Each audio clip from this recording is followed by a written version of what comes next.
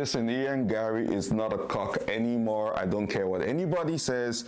Give Ian Garry the next title shot. I said it. Now let's talk about it.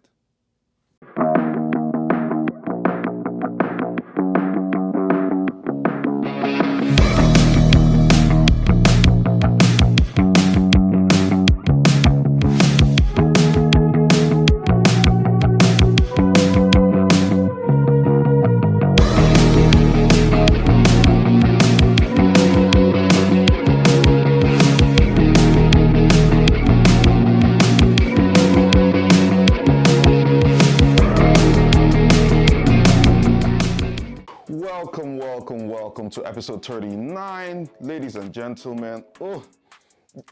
Officially, there is a lot I want to talk about. Some I might be more current with, some I'm actually late to the party, but I want to talk. I want to talk about all these things. I want to talk about the recent fight, Ian Garry versus Carlos Prates. I want to talk about Dustin Porier and Max Holloway. Trilogy fight for the BMF belt. That is Dustin Porier's last fight. I want to talk about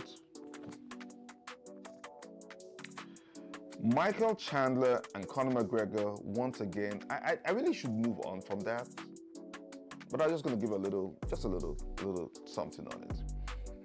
Rumors that Tom Aspinal is going to fight Cyril Gane to defend the interim heavyweight title. Do you see how stupid that sounds?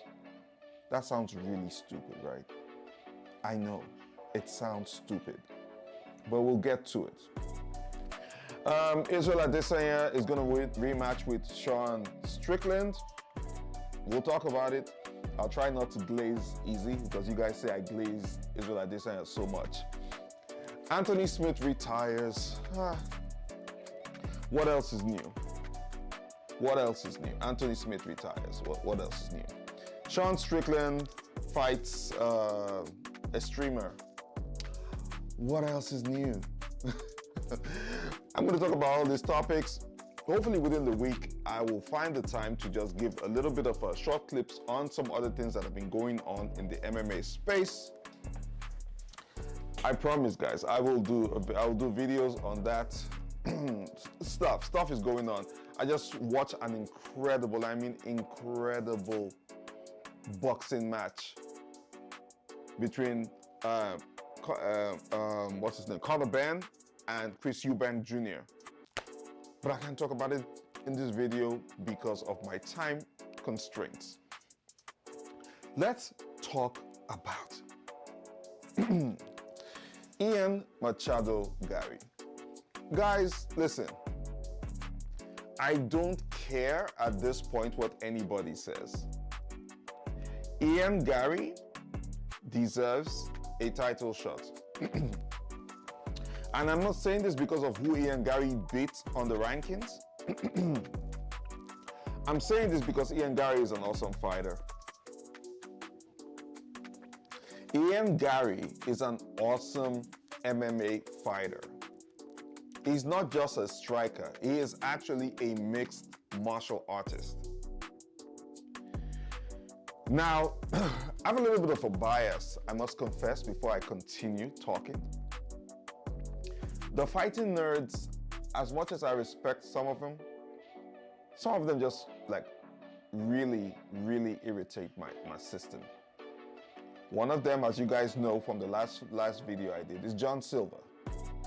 I can't stand John Silver. For now. He might grow on me, but I can't stand him. I just don't like the antics. I just don't like all that hype with the barking. Just doesn't sit well with this dumb casual right here. It doesn't sit well with me, but I don't care, right? I don't really have much against him in terms of whether or not I like him. I'm a bit indifferent. I love Rufy. Mauricio Rufy, that's my dude. I love him. I love Mauricio Rufy, especially after that performance against Bobby Green. Then Kai Borralho. I have been having mixed feelings about him because I feel like these guys just came out of nowhere and just started dominating the divisions that they're in.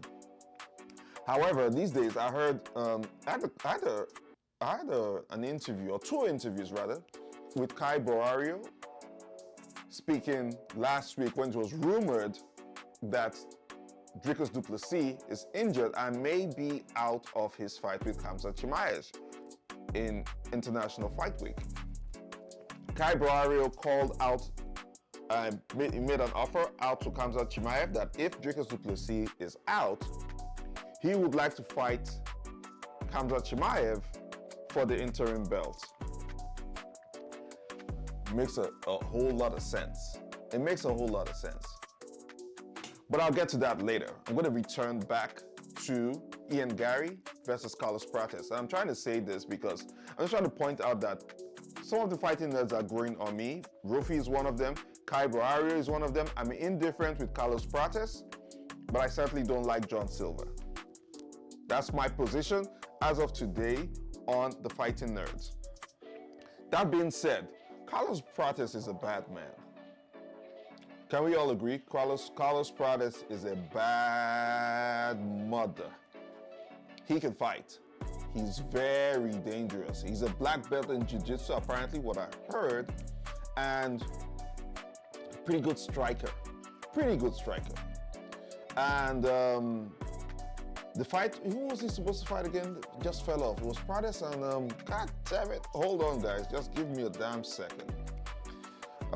Anyway, I'm not going to go into it. I don't want to go into too much editing today. Carlos Prates' previous fight fell through, and Ian Garry took up the, offered himself and took up the fight on 25 days notice. Still trying to think I can't even remember who the hell Prates was supposed to fight, but that's besides the point. Ian Garry stepped up to the plate. Say what you want. Ian Garry stepped up to the plate, and he's done this twice now. I don't care about his personal life. I was one of those people who actually did not like Ian Garry, but Ian Garry has grown on me. He has. When I was watching the fight with Ian Garry and Michael Venom Page, I was hoping MVP would supremely kick his ass, which MVP did in the standing and the striking, but then Ian mixed it up. He turned that into a mixed martial arts fight. It wasn't a strike, it wasn't a kickboxing fight, it was a mixed martial arts fight. And you have to respect that. Why are you not going to respect that? He actually defeated MVP clean. He fought Shavkat Romanov and he lost Shavkat Rakhmonov, and he lost.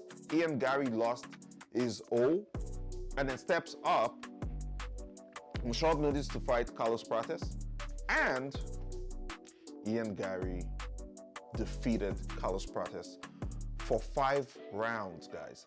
Carlos Prates only had the last minute of the last round. Give him that. Where he put Ian Garry in some really, really dangerous positions. But Carlos Prates was completely decimated, completely kept at range, completely broken down, gassed out after the third round, and Ian still looked sharp and clean throughout the whole fight until the last minute. And now, as we all know, Ian Garry is the official backup for Belal versus Jack, which is coming up in about 2 weeks. I'm okay with that. I'm okay with Ian being the backup. Nobody's going to talk to me about being a cock. Nobody's going to talk to me about Ian Garry does not deserve it because he beat somebody who is lower in the rankings. I don't care about that. When you have someone who's always willing to step up and be that much of a company man and give a good performance, win or lose, what are we talking about? Win or lose, Ian Garry always puts up a good performance, right? So, sorry about that. So tell me, why wouldn't the UFC want to, give him the shot? He's very reliable. He's a good fighter. He's good on the mic too. What are we talking about? Right? What are we talking about? Listen, guys, I was very happy. I was happy for Ian. I was happy he won that fight. He showed a lot of fight IQ and fight dexterity in that fight against Carlos Prates. And I didn't think Ian was gonna, I sort of had Ian as the favorite for me, but I didn't think he was gonna make it look that easy. He made it look easy. He did. Who's gonna argue with that? He made it look easy until the last minute, and he could have lost, but he held it together. He held it together, broke out of those scrambles, broke out of the ground and pound, protected himself and defended himself intelligently, even in the barrage of the ground and pound. I have nothing against it. Congratulations to Chutterbox. Let him go. Let him go and at least be the backup, pay him some money. I'm good. In fact, not just be the backup. If that fight between Bilal and Jack pulls through, please give Ian Garry the next shot. Shafkat, I'm sorry, don't talk to me about Shafkat, don't talk to me about, who else? Buckley, I'm not interested in that. Buckley has Usman to deal with, Usman has Buckley to deal with. Ian Garry just came off a fantastic win over Carlos Prates. Shafkat is injured, we don't know when he's coming back, and he got injured after he fought Ian Garry. That counts for something, that needs to tell you something. It was a tough fight for him when he faced Ian Garry, even though Ian lost. He put all the ingredients together, it lines up very well for Ian to go for that belt. My personal opinion, argue with your phones if you like. You know how it is on this channel. This is a dumb take, but I do make some sense on this one. Let's transition now, okay? Now, Dustin the Diamond Porier, my boy, my Louisiana Diamond, finally retiring. This is the end of an era, and I'm going to miss Dustin Porier. I'm going to miss Dustin Porier, who is arguably the best boxer in the UFC. And guess who he's going to fight on his way out for his last fight? Arguably also the best boxer in the UFC, Max Blessed Holloway. Dustin Porier mentioned he's been talking about wanting to fight legends only. For the last couple of months, he's been saying this, it might be his last rodeo, and he wants to fight legends.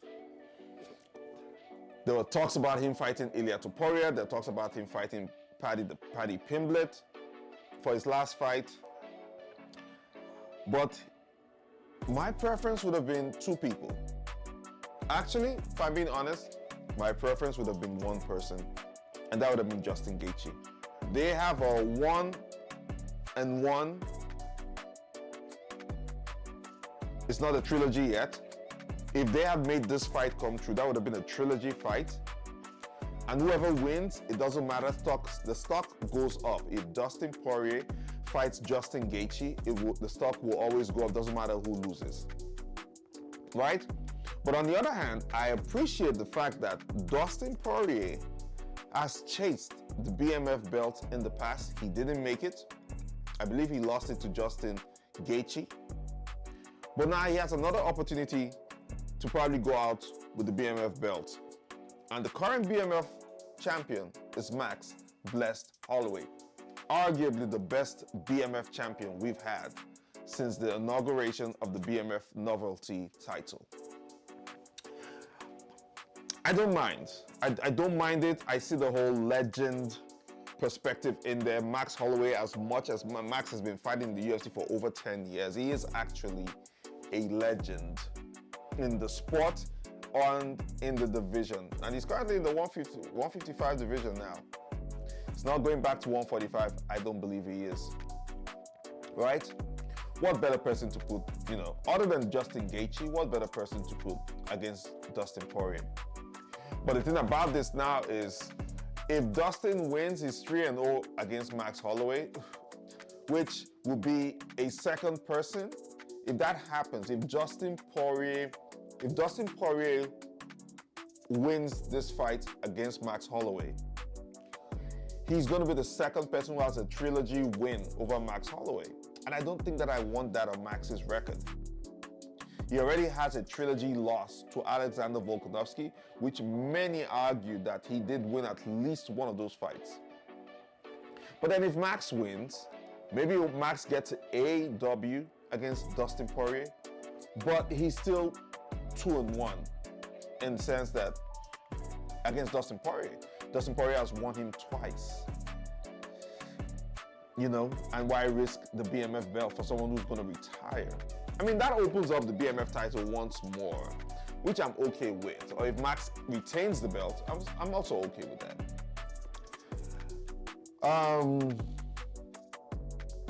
I have no problems with it. It's going to be an entertaining fight. I don't think Paddy Pimblett is on the level enough to face someone, a big name like Dustin Porier just yet. I'm not with it. I'm not with it. Make a nice montage, Uncle Dana, you guys make a nice montage of all the fantastic moments Dustin Porier has given us in the sport. Every single knockout, every single finish, every single war that Dustin Porier has been involved with. I want to see it in that retirement montage you guys are going to play when he fights Justin Gaethje. Doesn't matter. Doesn't matter how he does it. We want to see that fight. We all want to see a Gaethje fight. That's like canon right now in the MMA space. However,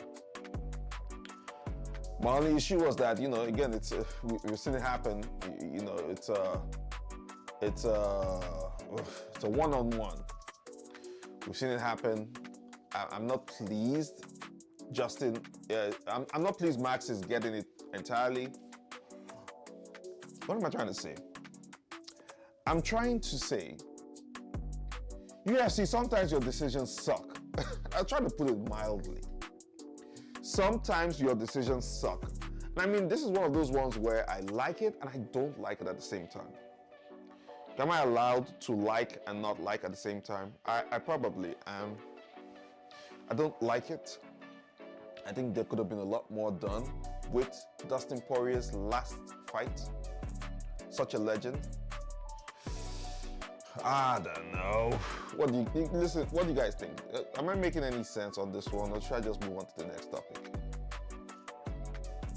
Probably need to just transition. I'm not making a lot of sense on this. I'm just gonna wait till that fight happens. I'll see it, and then, you know, we'll take it from there. Transitioning to Michael Chandler and Conor McGregor teasing once more at their fight. Michael Chandler and Conor McGregor have unfinished business. Guys, for real, Michael Chandler and Conor McGregor, two of the biggest names in mixed martial arts today, they have hinted at a fight. I don't care. I do not care. I don't care about the tweets. I don't care about any Instagram posts. I don't care about seeing you at the top. I don't care. If this fight happens, I'll pay to watch it. But I don't freaking care about this fight. Don't tease us. Don't tweet about anything. We don't want to see it, Conor. We are not interested in these tweets that you have, Conor. We don't want to see it. Not at all. We're not even remotely moved by it. Okay? That's all I'm actually going to say about this. I don't care about Conor McGregor fighting Michael Chandler. F off, Conor. F off, Michael Chandler. F off to anybody who thinks this fight should happen. F off to anybody who is interested in watching this fight. F the F off. I don't care about this fight. I don't know how much more I can emphasize how much I do not care about this fight. And you could argue that I'm talking about it, which means I care, but no. I am emphasizing how much I do not care, because my silence doesn't do it justice. It doesn't demonstrate how much I don't care about that fight. Transition to something else. God damn it. So, let's talk about these rumors about Tom Aspinal fighting Cyril Gane for the interim heavyweight championship belt. Just thinking about it gives me a headache. Now, I understand Uncle Dana has come out to say that's not going to be the case. But the fact that that rumor actually floated out there, there's no smoke without fire. I live by that principle. There's no smoke without fire. That came from somewhere. That story, that idea came from somewhere, that Tom Aspinal should fight Cyril Gane to defend the interim title belt twice. Are you kidding me? Like, if that was a real thing, I would actually hate John Jones. If that is a real thing, I would hate John Jones. How dare anybody ask Tom Aspinal to fight and defend an interim title twice? Like, the UFC can't be that much of a joke. It's just not possible to be that much of a joke. Kidding me? Are you kidding me? After everything Aspinal has done, after all the defense, after all the talk about ducking, right? John Jones should be ashamed. If that's the way it's going to go, John Jones should be ashamed, and John Jones should not be stripped. John Jones needs to actually vacate the heavyweight title. I've been talking about the heavyweight division for a long time. Literally, I saw a clip yesterday about Tai Tuivasa talking about coming back to the, heavyweight division. Tai has issues. Tai Tuivasa has a lot of food issues. Let's say it that way. But he mentioned something that I've been saying for the longest time, been calling this crap out for the longest time. The UFC's heavyweight division is boring as hell. It's never been this bad. And the worst part about it is how there is never momentum at the top, or there's not enough momentum at the top. The moment somebody has a belt, the long reigns, it becomes something where they hold this belt long time. When last did we see a UFC heavyweight champion fight 3 times in a year? When was the last time you saw that? I said one of the worst things that ever happened to the heavyweight division was Stipe Miocic and Daniel Cormier's trilogy fight. Because they held up that division for, 3 years almost? Then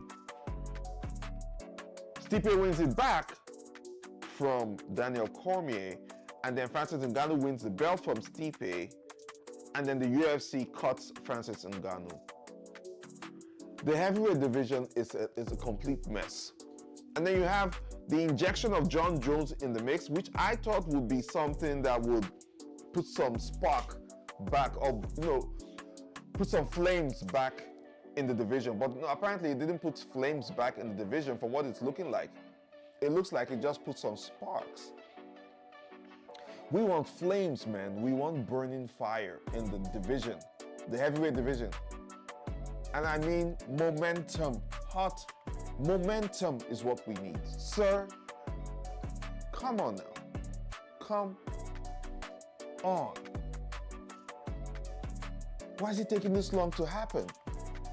What seems to be the problem?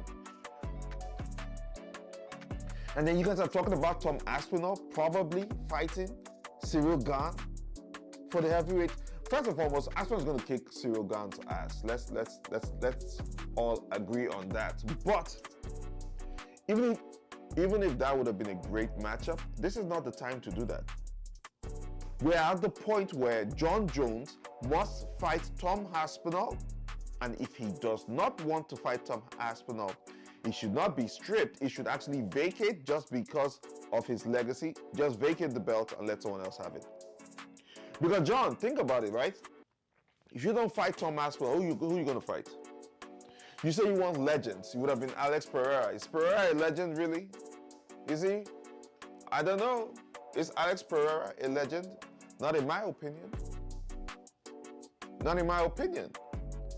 I would have loved to see John versus Izzy, more so than I want to see John versus Portan.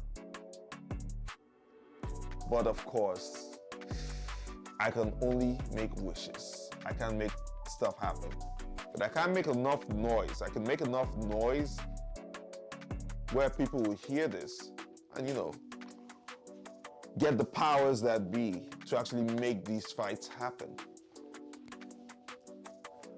Whoever it is that is talking about Tom Aspinall fighting Cyril Gane, whoever brought that idea up in any meeting behind closed doors, that person needs to be taken to the gulags and needs to have their pants pulled down, get a horsewhip, and give him 10 lashes. 10 lashes for such a ridiculously stupid idea. When you guys can literally take that belt from Jon Jones if he doesn't want to fight Tom Aspinall. Or the only other time that may work is John should vacate and then Tom Aspinall fights Cyril Gane for the heavyweight championship. And we keep it pushing. Because I believe in Tom Aspinall, we may see a semi-active heavyweight division champion. I don't know. That's my best guess right now. Might be wrong, but who knows? God damn it. Ugh. Angry. So angry at the idea of that. Transition. Okay. Listen. Let's talk about Israel Adesanya wanting to come back. The comeback of Izzy. As you guys know, Izzy is coming off a loss. Actually, Izzy is coming off several losses. I hate to report that, but I try to be balanced and fair. Izzy is my guy. I've never hidden the fact that I'm a big Israel Adesanya stan. I like his fight IQ. I like how he talks. I like the fight style.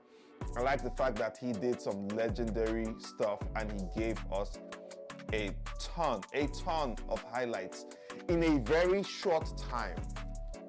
I like the fact that he was an active champion, which is something that is rare today, right? He might have backfired on him at this point in his career, but God damn it, we thank you, Izzy, for showing them how it's done. We thank you, Kamaru Usman, for showing people how it's done.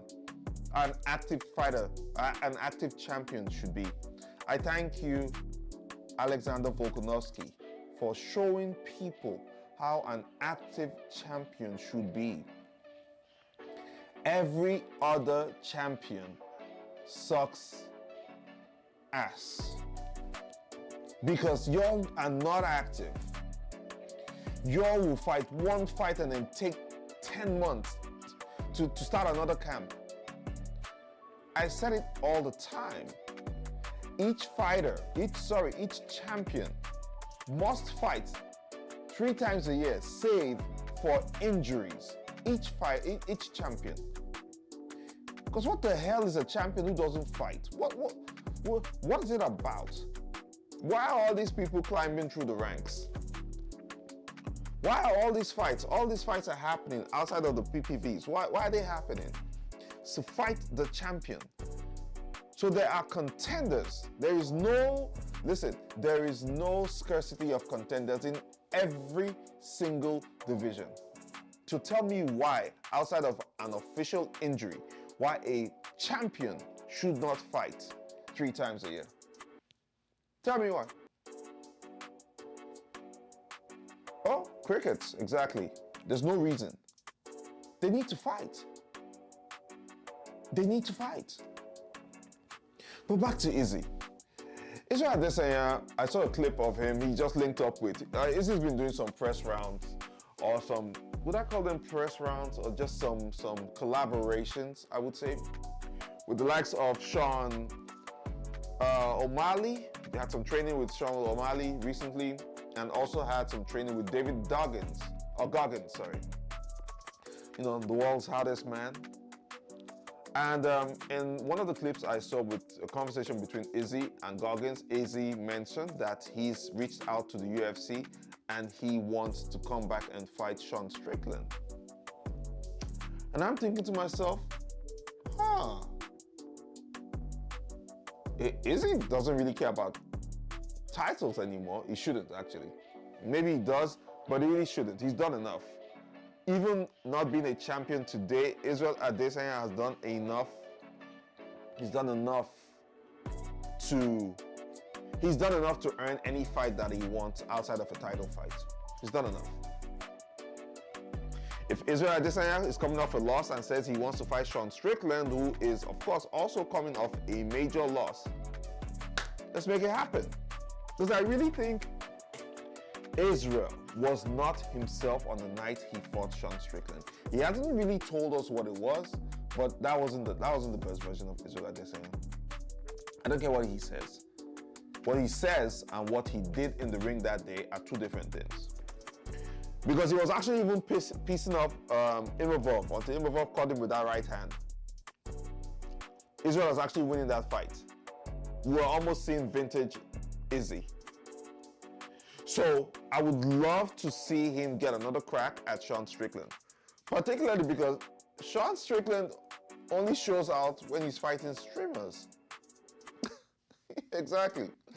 When Sean Strickland is fighting fighters, he is the Shelly Strickland. But when Sean Strickland is fighting streamers, suddenly he is Voltron, Defender of the Universe, or what I would call him. It's all action-packed. It's action man, Sean Strickland. But he's not. He's not. He's not. I can't stand seeing Sean Strickland fight streamers in that kind of aggressive manner that we see him fight usually in the last 5 seconds of all his fights. Like, and the whole world is onto Sean and Sean's fighting style and the whole persona. Listen, he's good for TV. He's good for the sport. He brings eyes to the sport, but he's not he's not my favorite mixed martial artist. I can tell you that for free. I think 8 out of 10 times, Israel Adesanya beats Sean Strickland. 8 out of 10 times. I can give him some credit and say maybe 7 out of 10 times. Izzy beats Sean Strickland clean. I mean, Izzy has beat people that will kick Sean Strickland's ass. I don't think Sean Strickland can fight Yoel Romero, for instance. I think Sean Strickland is going to have a hard time fighting even Marvin Vettori. Are they fought? I don't know. But I'd like to imagine that Marvin Vettori was going to kick Sean Strickland's butt. Right? Kamzat Chimaev will definitely kick Sean Strickland's butt. There's no two ways about that. That's not even... Kai Borario will kick his ass. So many people can kick Sean Strickland's ass. So the fact that Sean Strickland won that title that night, I only attribute it to the luck of the MMA gods. Yes, some people say fair and square, but I have my own opinion. I say it's the luck of the MMA gods. I'm sorry, it's just what it is. That's how I call it. Sean Strickland and Leon Edwards, in my personal opinion, are the two luckiest flukes ever in mixed martial arts history. I said it. I have no regret saying it. That's exactly what I feel. That's exactly it. It's a pity Usman gave, what's his name? Leon Edwards, you just let him have that second win. But that's besides the point. I'll talk about Usman and Buckley later. when we do another video about that. But man, Stylebender's coming back. Is anybody hyped? You guys are gonna say no because y'all must have forgot. I know how this shit works. I know how the game works. We have short-term memories, right? That's just what it is. That's the nature of the sport. But never forget the greatness that was Israel Adesanya.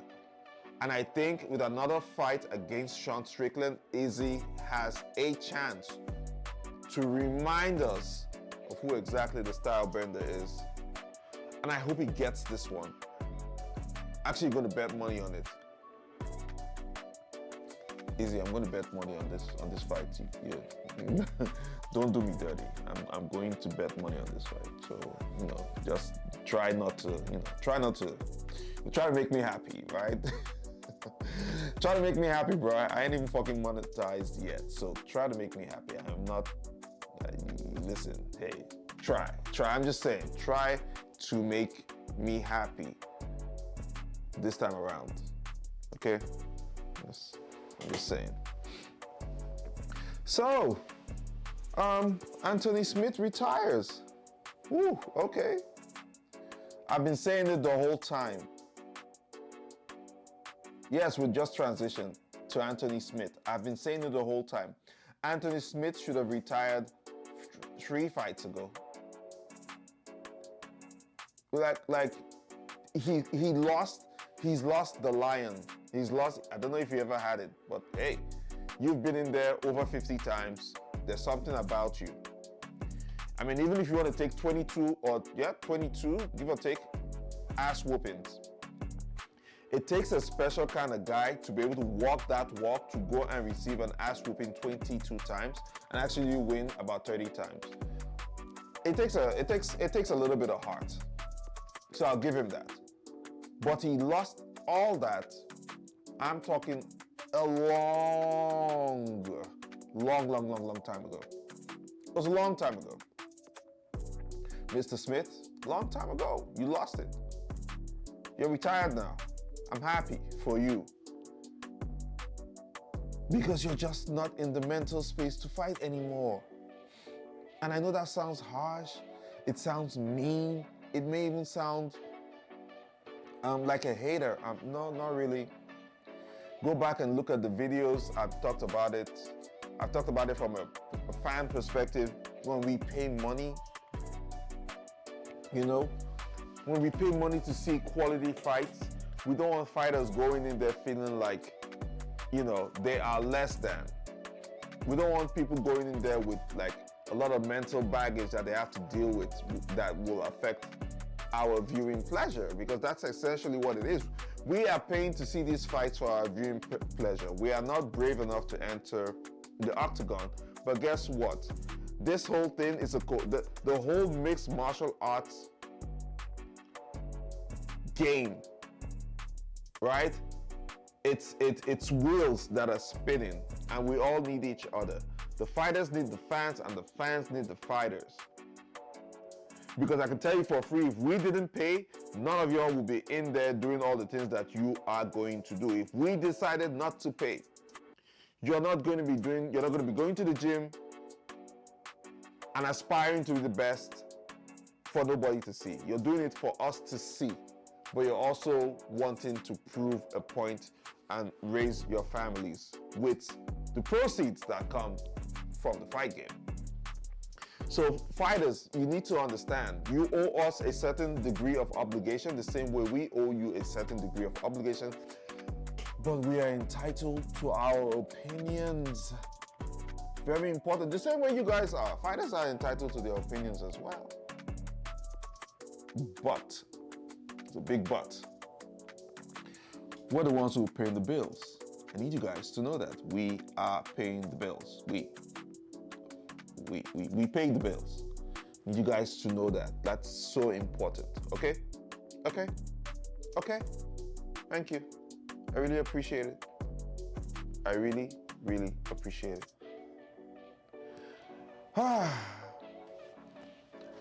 Anthony Smith, my message to you is this. Thank you for all the years that you've given us these good fights. and not so good ones, you know. Your work as an analyst, I recently even agreed with you on your position on the Volkanovski fight. I agree with you for the most part, more so than Chael Sonnen, which is very rare, by the way. I usually agree with Uncle Chael, but on that particular one, I was like, yeah, Uncle Chael, you probably had this one wrong. And Anthony Smith was right for most of what he said, his analysis on that. So his talent may lie in other places. He's definitely a better fight analyzer than I am. But again, what am I? A dumb casual. So it probably wouldn't be any need for that kind of comparison. But I'm happy he retired. That montage, I thought that was a little bit of overkill. But listen, I'm not the one in the octagon with him. I just thought UFC, I was like, UFC. Yeah, he hasn't really done much. He's going out with that. Like, that is, Anthony's record is such a journeyman record. I can only give him props for making that walk over 50 times. I can't give him props for winning 30 plus fights and losing 22 fights. I just can't. There are people out there who have done some great stuff, and I think I need to divert all that energy and that props energy to those people and not Anthony Smith, but I still can do that and acknowledge that Anthony Smith had a fairly decent career. Anthony Smith is a fairly decent fighter, probably be a great coach to me if I ever wanted to train under him. He would probably kick my ass very well. But happy retirement, Anthony Smith. Essentially, that's what I'm trying to say. Happy retirement. Go off to the sunset. Enjoy yourself. We're going to be watching you. Yeah, we will watch you on the the podcast and the analysis from time to time. Okay. I'm not holding my breath though, but happy retirement. That's all I'll say about that. If you've been here this long, I thank you and I appreciate you. Quick clips going to be dropping later in the week, and you need to like, share, subscribe, hit the notification button, and best of all, engage in the comment section. Mr. TDC is out. Episode 39 is a wrap. I'll see you guys on the next one. Peace.